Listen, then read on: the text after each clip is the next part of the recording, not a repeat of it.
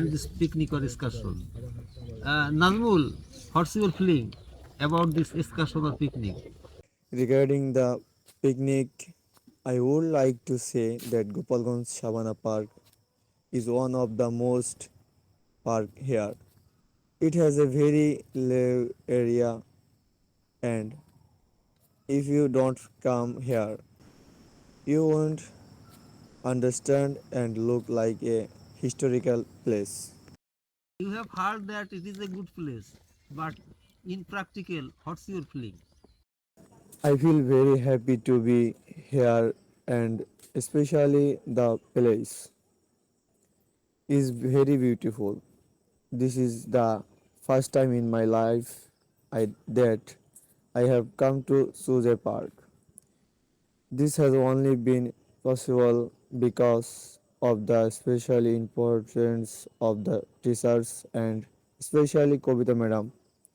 For this, I would like to thank the teacher and Kobita Madam on my behalf.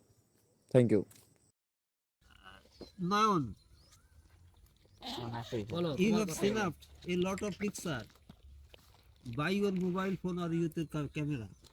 Now, tell something about your feeling or about your synap or taking picture of this environment.